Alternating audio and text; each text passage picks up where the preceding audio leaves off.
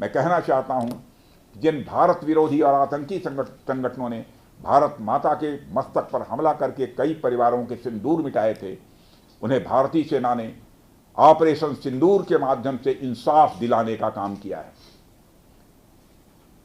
और इसके लिए आज सारा देश भारतीय सेनाओं का अभिनंदन कर रहा है। ऑपरेशन सिंदूर सिर्फ एक सैन्य कार्रवाई भर नहीं है, बल्कि भारत की राजनैतिक, सामाजिक और सामरिक इच्छा शक्ति का प्रतीक है।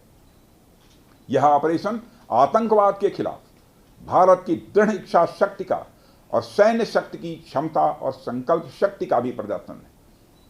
हमने दिखाया है, भारत आतंकवाद के खिलाफ जब भी कोई कार्रवाई करेगा तो आतंकवादियों और उनके आकाओं के लिए सरहद पार की जमीन भी सुरक्षित नहीं रहेगी। भारतीय सेनाओं ने ऑपरेशन सिंदूर को पाकिस्तान में मौजूद आतंकी ढांचा ढहाने के उद्देश्य से लॉन्च किया था।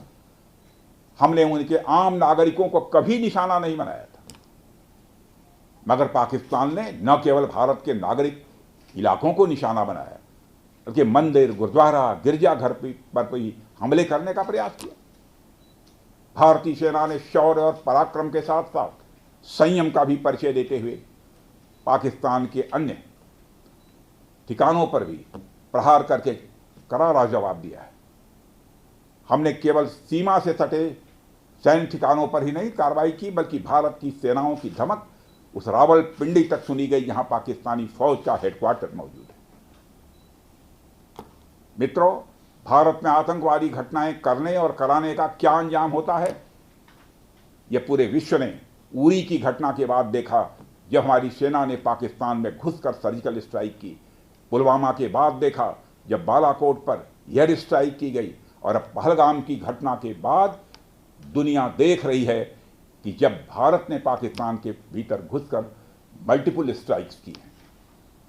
आतंकवाद के खिलाफ जीरो टॉलरेंस की नीति पर चलते हुए हमारे यशस्वी प्रधानमंत्री श्री नरेंद्र मोदी ने स्पष्ट कर दिया है कि यह नया भारत है जो आतंक के खिलाफ सरहद के इस पार और उस पार दोनों तरफ प्रभावी कार्रवाई करेगा। यह हमारे प्रधानमंत्री जी ने स्पष्ट रूप से यह संदेश दे दिया है।